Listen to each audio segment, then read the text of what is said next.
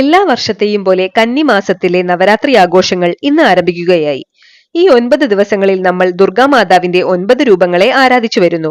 ശൈലപുത്രി, ബ്രഹ്മചാരിണി, ചന്ദ്രഗണ്ഡ, കൂഷ്മാണ്ഡ, സ്കന്ദമാത, കാത്യായനി, കാളരാത്രി, മഹാഗൗരി, സിദ്ധിദാത്രി, ഈ 9 ഭാവങ്ങളിലാണ് ആദിപരാശക്തിയായ ദേവിയെ നമ്മൾ ആരാധിക്കുന്നത്. ഇതിൽ തന്നെ ആദ്യ 3 ദിവസങ്ങളിൽ ദേവിയെ ശക്തി സ്വരൂപിണിയായും, പിന്നീടുള്ള 3 ദിവസങ്ങളിൽ മഹാലക്ഷ്മിയായും, പിന്നീടുള്ള 3 ദിവസങ്ങളിൽ സരസ്വതി ദേവിയുടെ രൂപത്തിലും നാം ദേവിയെ കാണുന്നു. ദുർഗാഷ്ടമി ദിവസം ദുർഗയായിട്ടും, നവമി നാളിൽ മഹാലക്ഷ്മിയായും, വിജയദശമി നാളിൽ വിദ്യയുടെ ദേവിയായ സരസ്വതിയായും നമ്മൾ ദേവിയെ പൂജിക്കുന്നു. ഇതിൽ ആദിപരാശക്തിയുടെ ആദ്യ രൂപമാണ് ശൈലപുത്രി. ഹിമാലയം എന്ന പർവ്വതത്തിന്റെ അഥവാ ഹിമവാന്റെ പുത്രിയായി ജനിച്ചവളാണ് ശൈലപുത്രി. ദക്ഷ പ്രജാപതിയുടെ മകളായ സതീദേവി ഭഗവാൻ പരമശിവനെ വിവാഹം കഴിച്ചു.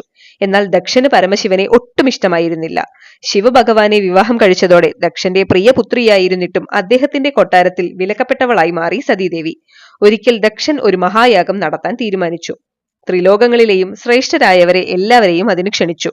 ബ്രഹ്മാവിനും വിഷ്ണുവിനും മറ്റു ദേവീദേവന്മാർക്കും എല്ലാവർക്കും ക്ഷണമുണ്ട്. എന്നാൽ മഹാദേവനെ മാത്രം യാഗത്തിൽ പങ്കെടുക്കാനായി ക്ഷണിച്ചില്ല.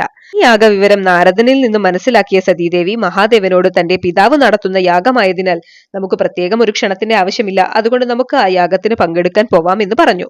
അപ്പോൾ മഹാദേവൻ പറഞ്ഞു, പാടില്ല, സന്തോഷങ്ങളിൽ പങ്കുചേരാൻ വിളിക്കാത്തിടത്തൊരിക്കലും പോവാൻ പാടില്ല എന്ന് മഹാദേവൻ സതീദേവിയോട് പറഞ്ഞു. എന്നാൽ പിതാവ് തന്നെ വിളിക്കാൻ മറന്നു പോയതാവുമെന്നും താൻ എന്തായാലും പോവുമെന്നും പറഞ്ഞ് സതീദേവി അവിടേക്ക് പോവുകയും അവിടെ വെച്ച് അവിടെ സന്നിഹിതരായിരിക്കുന്ന സകല ആളുകളുടെയും മുൻപിൽ വെച്ച് ദക്ഷൻ സതിയെ അപമാനിക്കുകയും ചെയ്തു. അപമാനഭാരം സഹിക്കവയ്യാതെ സതീദേവി ആ യാഗത്തിലെ അഗ്നിയിലേക്ക് എടുത്തു ചാടുകയും ആത്മാഹുതി ചെയ്യുകയും ചെയ്തു. ഇതറിഞ്ഞ മഹാദേവൻ ഉഗ്രരൂപം പൂണ്ട് ഭൂമിയിൽ വന്ന് ദക്ഷപ്രജാപതിയുടെ തലയറുക്കുകയും സതീദേവിയുടെ കത്തിക്കരിഞ്ഞ മൃതശരീരത്തെ എടുത്ത് അലറിക്കരഞ്ഞ് അവിടെ നിന്നും പോവുകയും ചെയ്തു. സതീദേവിയുടെ ജീവനറ്റ ശരീരം ഭഗവാന്റെ കയ്യിൽ ഉള്ളിടത്തോളം കാലം അദ്ദേഹത്തിന്റെ കോപം ശമിക്കില്ല എന്ന് മനസ്സിലാക്കിയ മഹാവിഷ്ണു അദ്ദേഹത്തിന്റെ സുദർശന ചക്രം ഉപയോഗിച്ച് ദേവിയുടെ ശരീരം 51 കഷ്ണങ്ങളാക്കി മാറ്റുകയും ആ 51 ഭാഗങ്ങൾ വന്നു പതിച്ചിടങ്ങൾ 51 ശക്തിപീഠങ്ങളായി ഇന്നും ആരാധിച്ചു പോരുകയും ചെയ്യുന്നു. അങ്ങനെ സതീദേവി പിന്നീട് ഹിമവാന്റെ പുത്രിയായ പാർവതി ദേവിയായി പുനർജനിക്കുകയും ചെയ്തു.